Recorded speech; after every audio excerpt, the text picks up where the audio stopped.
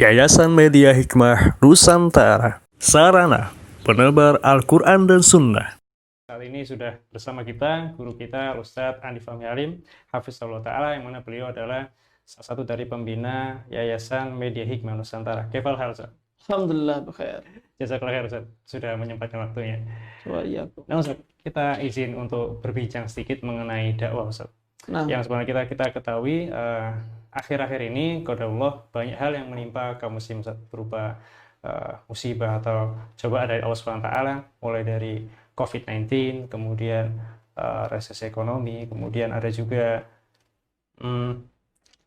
kejadian penghinaan kepada Rasulullah SAW, kemudian kejadian boikot dan sebagainya yang senantiasa silih berganti, Ustaz. Nah, jadi pertanyaan kemudian adalah bagaimana posisi dakwah tauhid, Ustaz, yang mana kita ketahui dakwah tauhid ini adalah dakwah yang harusnya prioritas, tapi sebagian besar orang mengatakan sudah tidak relevan seperti itu, Ustaz.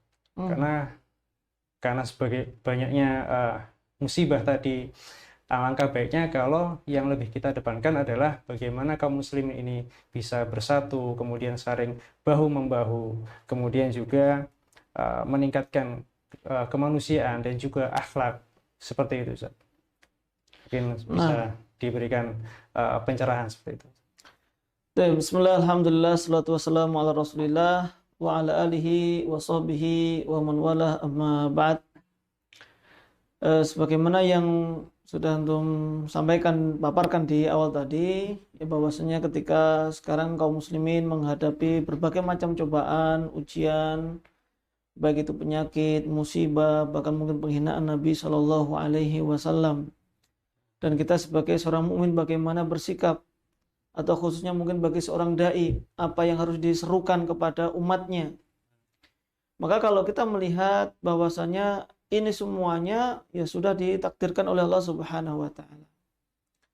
Dan satu hal yang penting kita untuk ketahui bahwasanya tadi Rasulullah Shallallahu Alaihi Wasallam sejak awal beliau diutus oleh Allah Subhanahu wa taala mendakwahkan tauhid.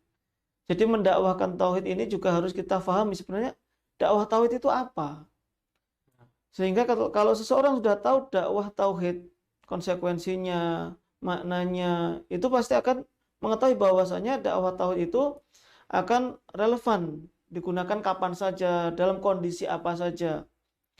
Nah, dulu Nabi Shallallahu Alaihi Wasallam dan juga para nabi-nabi sebelumnya itu semuanya dakwah utamanya adalah dakwah tauhid. Walaqad ba'atsna fi kulli ummatin rasulan an i'budullaha wajtanibut taghut. Dan sungguh kami telah mengutus di setiap umat ini adalah seorang rasul. Dan tugas utamanya rasul ini adalah agar memerintahkan umatnya an i'budullah, sembahlah Allah Subhanahu wa taala semata, wajtanibut taghut. Dan tinggalkanlah taghut, tinggalkanlah sembahan-sembahan selain Allah Subhanahu wa taala. Nah, berkaitan dengan keyakinan ini, Rasulullah Shallallahu Alaihi Wasallam mengajak umatnya agar menyembah, beribadah hanya kepada Allah Subhanahu Wa Taala. Nah, kalau sekarang kita dikatakan banyak musibah, banyak bencana misalkan, atau yang dibutuhkan sekarang ini bukan tauhid, ya ini salah. Dulu pada zaman Nabi Shallallahu Alaihi Wasallam keadaannya jauh lebih buruk daripada sekarang. Dulu mereka menyembah berhala. Dulu setiap ada permasalahan sedikit saja mereka perang antar suku. Itu sudah biasa. Anak perempuan lahir dibunuh karena merupakan sebuah aib. Nah, lalu kemudian datanglah Nabi Shallallahu Alaihi Wasallam menyeru kepada mereka agar yakin bahwasanya ibadah itu hanya kepada Allah Subhanahu wa taala. Dan di antara yang perlu kita yakini tentang keimanan kita kepada Allah ini diantaranya adalah bahwasanya Allah itu telah mengatur segala hal. Allah sudah mencatat dalam takdirnya, kan di antara rukun iman yang keenam, wa tu'mina bil qadari khairihi wa syarrihi. Engkau beriman kepada takdir, baik itu yang baik dan yang buruk. Jadi setiap kejadian itu dikembalikan kepada Allah Subhanahu wa taala. Ini sudah diatur. Jadi kalau orang itu sudah keyakinannya benar akan takdir, mau ada musibah, mau dapat kenikmatan, dia yakin bahwasanya itu semuanya merupakan nikmat dari Allah kalau itu suatu kenikmatan. Kalau itu suatu musibah, itu sudah ditetapkan oleh Allah Subhanahu wa taala sebelum menciptakan kita, sebelum menciptakan langit dan bumi. Itu semuanya sudah ditetapkan oleh Allah Subhanahu wa taala. Mau ada pandemi kayak mau ada musibah atau ada krisis ekonomi, seorang muwahhid, seorang yang bertauhid, dia yakin bahwasanya ini semuanya sudah ditetapkan oleh Allah Subhanahu wa taala dan dia bisa mengambil hikmahnya tadi. Jadi tidak kaget terhadap musibah seperti itu. Nah, lalu bagaimana dengan subah, Ustaz? Kalau zaman dahulu memang orang-orang musyrikin belum bersyahadat, Ustaz. Sedangkan sekarang di negeri kita utamanya ini kebanyakan kaum muslimin, mereka sudah bersyahadat, mereka sudah mengakui dan mengucapkan la ilaha illallah seperti itu, Ustaz. Jadi ya tidak perlu lagi namanya dakwah tauhid seperti itu, Ustaz. Dakwah tauhid lawannya kan dakwah syirik. Nah, Kenapa seorang itu sangat diperingatkan akan bahaya kesyirikan? Allah mengatakan innallaha la yaghfiru ayyushraka bihi wa yaghfiru ma duna dzalika liman yasha. Sesungguhnya Allah Subhanahu wa taala tidak mengampuni dosa kesyirikan dan akan mengampuni dosa selainnya. Orang dikatakan musyrik itu kenapa?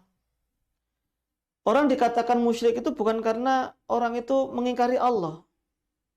Orang dikatakan berbuat kesyirikan adalah tatkala seorang itu beribadah kepada Allah, tapi juga beribadah kepada selain Allah Subhanahu wa taala.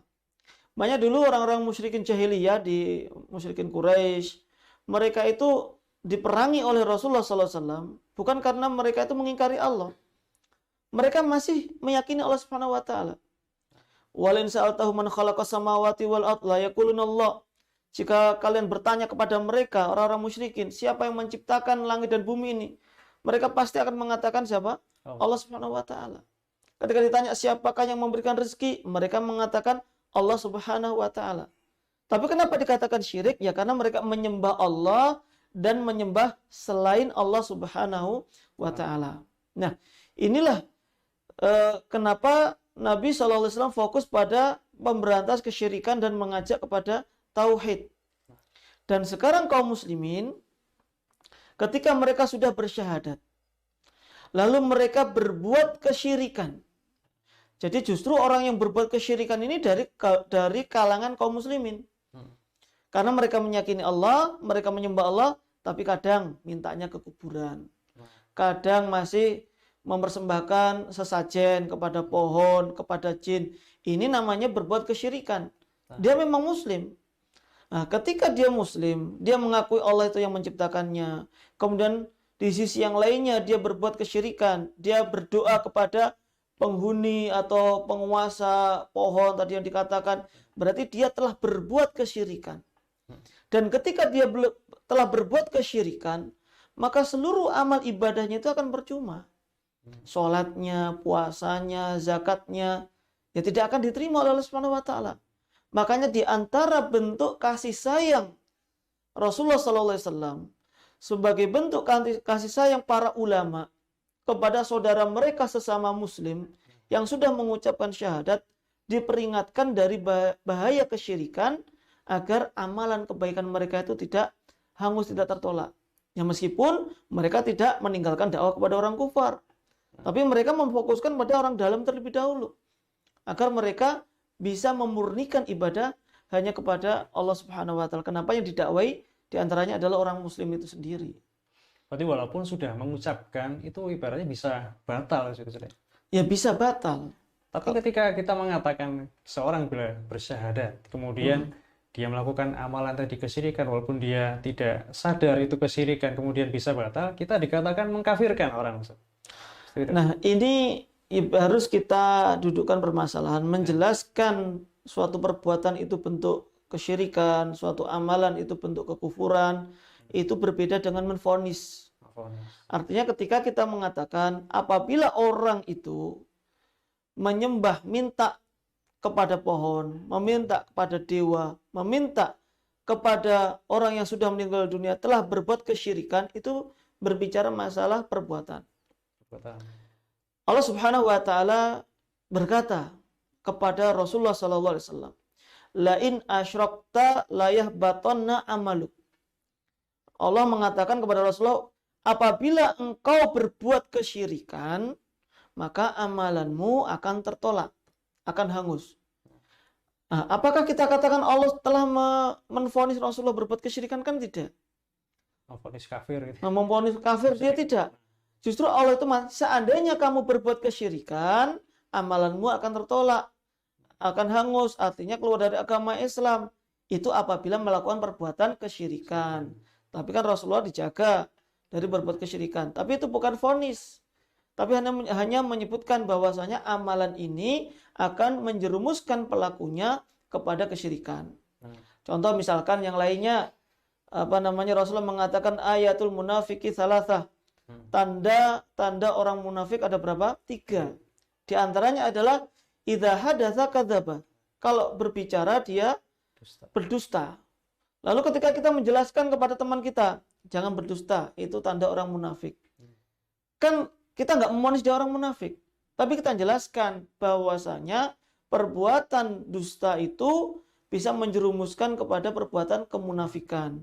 Begitu pula dengan kesyirikan tadi. Rasulullah SAW juga biasa mengatakan, barang siapa berbuat demikian dia telah berbuat kesyirikan. Misalkan man halafa li ghairillah, barang siapa yang bersumpah kepada selain Allah Subhanahu wa ta'ala faqad asyrak, sungguh dia telah berbuat kesyirikan. Au kafar, atau sungguh dia telah berbuat kekufuran. Ini menjelaskan secara perbuatannya. Tapi Rasulullah tidak mengatakan, kamu pasti masuk neraka, nggak boleh. Ini dilarang. Kita menjelaskan kepada saudara-saudara kita kaum muslimin, kalau Anda semuanya menyembah minta-minta kepada orang yang sudah meninggal dunia, apabila minta-minta kepada penguasa pohon ini misalkan, itu adalah perbuat kesyirikan yang bisa membatalkan keislamannya. Tapi kalau udah ketemu ya salaman, mengucapkan salam, mereka sebagai seorang muslim. Nah, bagaimana Ustaz dengan kekhawatiran bahwasanya ketika kita mendakwahkan tauhid, memperingatkan kaum muslimin dari kesyirikan, ini bisa memecah belah kaum muslimin, Ustaz, persatuan mereka. Karena ini juga pengalaman pribadi juga, Ustaz. Dulu pernah sebagai remaja masjid di sebuah masjid yang besar ternama di kota ini, kita mengadakan kajian tauhid, memperingatkan kesyirikan, justru kita dimarahi sama takmir masjid, dikatakan nanti memecah belah umat, nanti masjid kita dilabeli ini dan itu dan sebagainya, orang nggak mau lagi ke sini, seperti itu.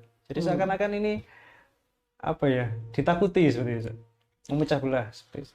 Nah, ya ini memang bisa dikatakan sebagai syubhat ya, dari dulu pada zaman Rasulullah sampai dengan sekarang. Bahwasanya dakwahnya Rasulullah pun juga memecah belah umat. Dakwahnya Rasulullah dikatakan memisahkan antara anak dengan orang tuanya.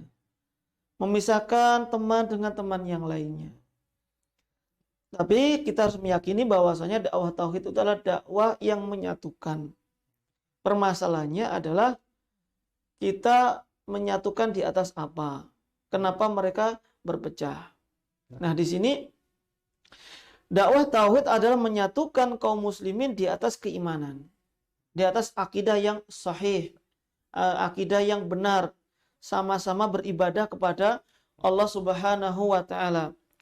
Meskipun terkadang ada konsekuensi harus berpisah dengan orang lain. Harus menjauhi temannya. Karena tidak mau diajak untuk bersatu di atas kebenaran tadi. Allah Subhanahu wa ta'ala mengatakan wa'tasimu bihablillahi jami'an wa la tafarraqu. Berpegang teguhlah kalian di atas agama Allah Subhanahu wa ta'ala, di atas tali Allah, di atas agama Allah. Wa la tafarraqu, dan janganlah kalian berselisih. Dakwahnya Nabi adalah mengajak manusia untuk bersatu, tapi bersatu di atas agama Islam. Dakwahnya Nabi itu melarang untuk berpecah. Nah, karena yang diajak adalah bersatu kepada tauhid tadi, agar bersatu. Jangan sampai kita bersatu tapi akidahnya berbeda. Satunya mohon maaf penyembah kuburan, satunya itu penyembah pohon, misalkan satu punya keyakinan meskipun namanya sama-sama Islam, ya tidak seperti itu. Jangan sampai seperti persatuannya orang-orang Bani Israel, orang-orang Yahudi. Tahsabum jami'an wa qulubum syatta. Kalian mengira mereka itu bisa bersatu, sedangkan hati mereka sebenarnya berpecah belah. Itu yang tidak diinginkan oleh Rasulullah SAW dan juga para ulama. Ketika Allah Subhanahu wa taala mengatakan innamal mu'minuna ikhwah. Sesungguhnya hanya orang-orang yang beriman saja yang bersaudara. Artinya di sini hendaknya kita membangun persaudaraan kita itu di atas keimanan. Dan persaudaraan yang dibangun di atas keimanan itu lebih kuat daripada persaudaraan didasarkan dengan hubungan darah. Sehingga ketika berbeda agama, berbeda keyakinan meskipun saudara kandung, maka ya tidak masalah. Tapi bukan berarti kita menyuruh berpecah belah ya.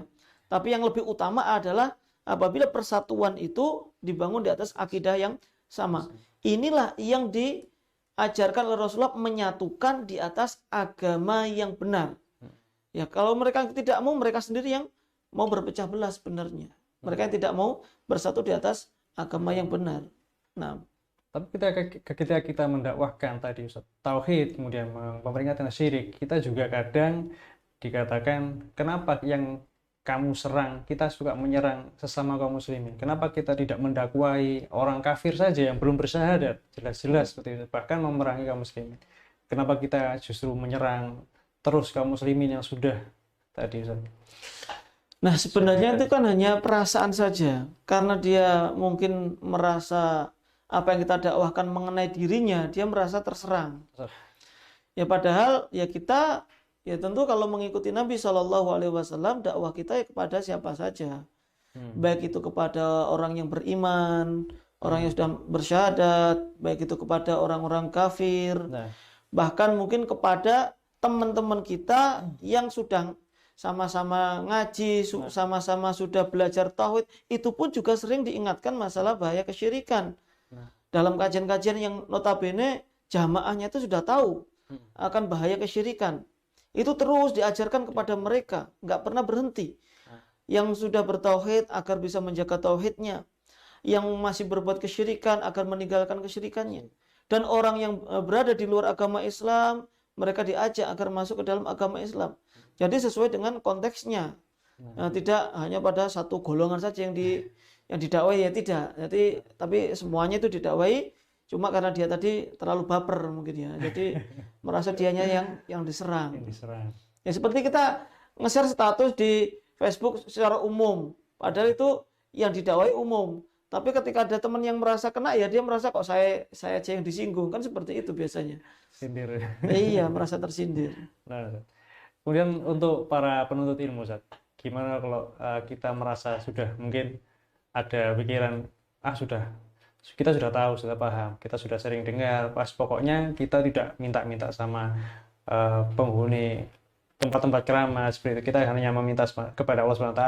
Kemudian kita ada bosan gitu mungkin Ustaz, untuk mempelajari masalah tauhid ini, itu seperti apa? Mungkin ada nasihat gitu. Nah, dan juga perlu diketahui bahwasanya masalah tauhid itu bukan hanya sekedar meninggalkan sesembahan kepada kuburan. Karena tauhid itu kan masalah keyakinan, masalah keimanan.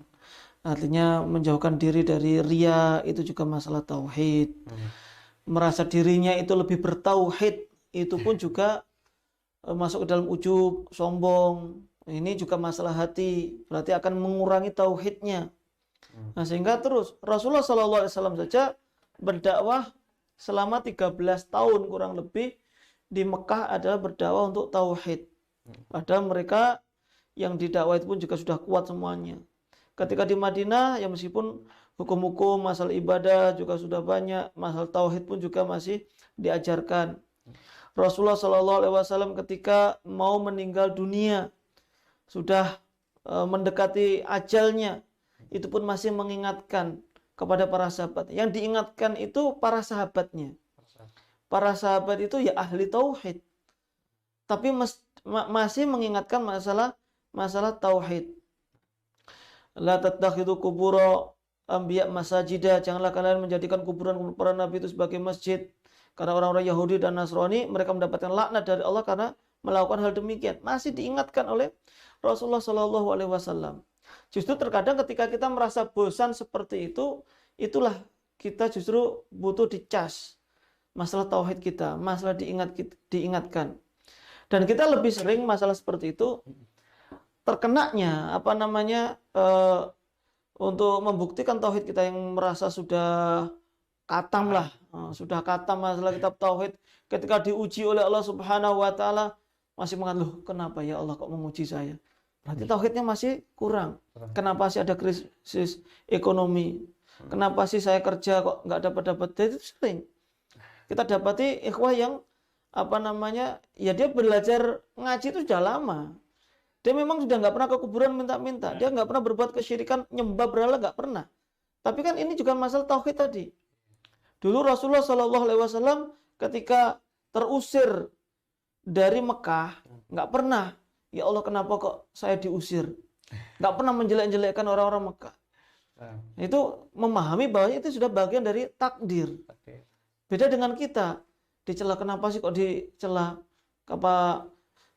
Saya dilupakan jasa-jasa saya misalkan, berarti tauhidnya perlu dipertanyakan. Prakteknya luas gitu. Iya, prakteknya luas. Kita diberhentikan dari pekerjaan, kita di PHK, itu bagian dari tauhid. Disitulah tauhidnya akan berperan nanti loh. Kenapa? Oh ini bagian dari takdir. Saya nggak perlu mempermasalahkan. Saya nggak perlu menjelek-jelekkan perusahaan yang sudah PHK saya misalkan. Itu bagian dari tauhid kita. Nah makanya itu tetap harus dipelajari. Masya Allah. Kemudian nih Ustaz, untuk para pemuda juga Ustaz, kan kita seringnya itu dengannya pemuda lebih senangnya itu dengarkan kajian-kajian masalah asmara mungkin, meninggalkan pacaran, tentang ta'aruf gitu. Apa sebenarnya juga penting nih Ustaz untuk para, dan juga dai-dai lebih sering untuk mendakwahkan tentang masalah-masalah seperti itu Ustaz. Apa juga penting untuk kita dakwahkan ke para pemuda seperti itu? Nah, yang pertama memang dalam dakwah kita harus tanamkan pada diri kita sebagai dai khususnya dakwah yang paling utama adalah tauhid. Sebagaimana Aisyah radhiyallahu anha pernah menyatakan seandainya ayat yang pertama kali turun itulah tasnu, janganlah kalian berbuat zina, janganlah kalian minum minuman keras, maka tentu mereka tidak akan meninggalkan itu semuanya. Akan tapi yang pertama kali turun adalah masalah tauhid. Dikuatkan keyakinan bahwasanya kalau masuk ke dalam agama Islam secara sempurna, udkhulu fis silmi kafah, masuk ke dalam agama Islam secara sempurna, maka perbuatan-perbuatan seperti itu otomatis akan ditinggalkan dengan kesadarannya. Jadi ketika dia sudah bertauhid kepada Allah Subhanahu wa taala, meninggalkan larangan itu mudah. Karena yang ada pada dirinya, orang yang bertauhid itu ada perintah dikerjakan. Ada larangan ditinggalkan tanpa mempertanyakan hikmahnya apa, kenapa ini dilarang, kenapa ini diperintah, nggak mempertanyakan lagi karena tauhidnya sudah kuat. Kalau tauhidnya sudah kuat, oh pacaran dilarang sudah langsung tinggalkan karena Allah Subhanahu wa taala. Ada perintah-perintah dikerjakan, oh ini karena Allah Subhanahu wa taala. Jadi gampang. Tapi meskipun demikian kalau kita tahu ada anak pacaran ya nggak masalah kita menasihati nggak boleh pacaran karena dalilnya sekian-sekian, atau masalah-masalah pemuda yang lainnya ya dijelaskan sesuai dengan konteks yang ada pada waktu itu. Karena fenomena hijrah ini, bayangkan hijrah seperti itu, yaitu lebih ditekankan pada lebih meninggalkan pacaran. Kemudian mungkin yang yang akhwat tidak berhijab ya berhijab, yang laki-laki mungkin memelihara jenggot seperti itu. Cuman untuk mempelajari, misal sampai mempelajari asma wa sifat, seperti juga tetap harus ya. Ya tetap harus, dan memang harus butuh proses. Makanya ketika ada teman yang baru hijrah itu juga harus ditekankan bahwa hijrah itu bukan hanya sekedar perubahan penampilan, bukan hanya meninggalkan pekerjaan yang haram misalkan dari riba ke tidak riba, namun lebih ditekankan lagi di sini perannya tauhid lagi. Dia tahu bahwasanya riba itu haram. Akan tetapi ketika nanti sudah keluar, kemudian belum mendapatkan pekerjaan yang layak lagi. Nah, ini peran tauhid sangat besar. Kalau dia meyakini bahwasanya selama dia itu berusaha yang halal, Allah pasti akan memberkahi, maka insya Allah tidak akan mempermasalahkan.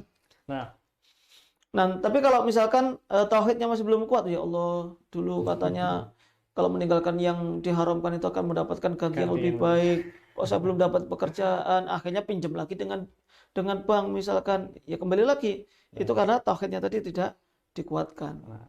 Jadi utamakan justru keimanannya tadi. Iya, Masya Allah. Mungkin itu Ustaz, jazakallah khair Baik. atas Waalaikumsalam. ilmunya, semoga bermanfaat untuk kaum muslim sekalian, dan semoga kita kedepannya bisa memberikan materi-materi yang juga bermanfaat untuk kaum muslimin. Sekali lagi jazakallah khair. Kemudian Waalaikumsalam. kita tutup dengan doa kafaratul majelis. Subhanakallahumma wa bihamdika asyhadu an la ilaha illa anta astaghfiruka wa atubu ilaik. Assalamualaikum warahmatullahi wabarakatuh. Waalaikumsalam warahmatullahi wabarakatuh.